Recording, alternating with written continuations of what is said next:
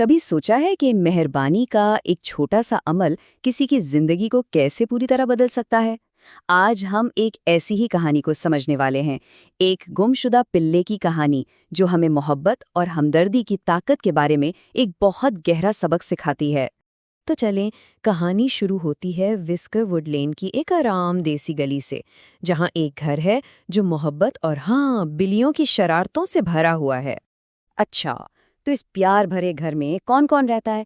چلیں ملتے ہیں ان کرداروں سے جن کا گھر مچھلی کے سینڈوچ، الجھی ہوئی دموں اور ببل بات کی خوشبوؤں سے مہکتا ہے۔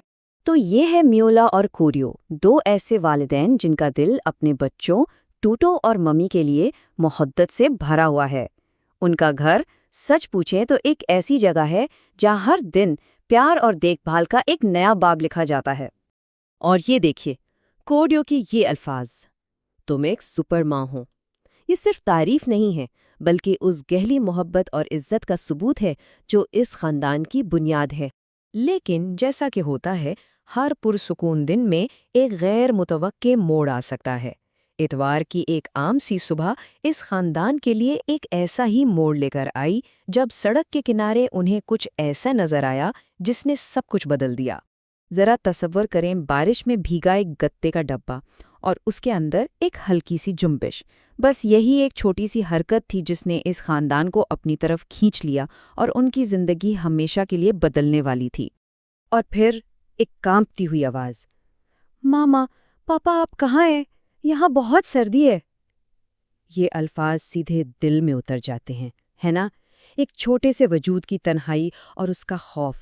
اور بس اسی ایک لمحے میں خوف کی جگہ امید نے لے لی۔ بلیوں کے اس خاندان نے ایک لمحے کے لیے بھی نہیں سوچا اور فوراً فیصلہ کر لیا کہ اس ننھی جان کو ایک نیا خاندان دینا ہے۔ اور انہوں نے کوئی وقت ضائع نہیں کیا۔ اسے فوراً ہسپتال لے جایا گیا، آگ کے پاس ایک گرم نرم بستر دیا گیا اور ایک نیا نام بھی، بوبو۔ یہ صرف کچھ اقدامات نہیں تھے، یہ محبت کا کھلا اظہار تھا۔ میں نے سوچا تھا کہ مجھے کوئی نہیں چاہتا۔ بوبو کے یہ الفاظ اس کے ماضی کے درد کو ظاہر کرتے ہیں، لیکن اب وہ جانتا تھا کہ اسے بھلایا نہیں گیا، بلکہ اسے تو ایک گھر مل گیا تھا۔ اور بوبو کا نیا گھر صرف ایک خاندان تک ہی نہیں رکا۔ وسکر ووڈ اکیڈمی میں، جہاں سب سے اہم سبق ہی مہربانی ہے، وہاں بھی اس کا کھلے دل سے استقبال کیا گیا۔ تو اب بوبو کی زندگی کیسی تھی؟ پیزا نائٹس، پارک میں کھیلنا اور ہر لمحہ یہ احساس کہ وہ اپنے لوگوں کے ساتھ ہے۔ وہ اب صرف ایک گمشدہ پپو نہیں تھا، وہ خاندان کا ایک اہم حصہ تھا۔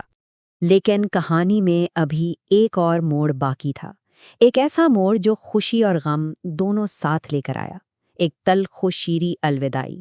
اسکول کے گیٹ پر دو کتے امید بھری نظروں سے کانپ رہے تھے۔ وہ بوبو کے اصلی والدین تھے، اور اچانک بوبو کو ایک ایسے انتخاب کا سامنا کرنا پڑا جو کسی بھی دل کو توڑ سکتا ہے۔ اور الوداع کہتے ہوئے بوبو کے الفاظ محبت اور شکرگزاری سے بھرے تھے۔ ماما کیٹ، آپ نے مجھے پہلا گرم غسل دیا، میری پہلی بیڈ ٹائم سٹوری سنائی۔ اور بچوں کے درمیان ان کا رشتہ الفاظ سے کہیں گہرا تھا۔ ایک طرف سوال تھا، کون میرے ساتھ شرارتیں کرے گا؟ اور دوسری طرف بوبو کا وعدہ، تم ہمیشہ میرے بھائی اور بہن رہو گے۔ تو کیا یہ کہانی ایک دکھ بھری جدائی پر ختم ہوتی ہے؟ بالکل بھی نہیں۔ در حقیقت یہیں پر ہمیں اس کا سب سے خوبصورت پیغام ملتا ہے۔ دو گھر۔ بوبو نے ایک خاندان کھویا نہیں، بلکہ اس کی محبت کی دنیا اور بھی بڑی ہو گئی۔ اور یہی تو اس کہانی کا جادو ہے۔ یہ ہمیں یاد دلاتی ہے کہ محبت کسی بھی شکل میں کہیں سے بھی آ سکتی ہے، خاص طور پر جب ہم اس کی سب سے کم توقع کرتے ہیں۔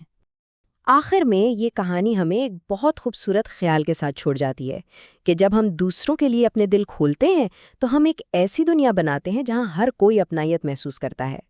تو اب سوال یہ ہے کہ کسی کی زندگی میں مہربانی کا ایک چھوٹا سا عمل کہاں ایک بہت بڑی تبدیلی لا سکتا ہے؟ اس پر ضرور سوچیے گا۔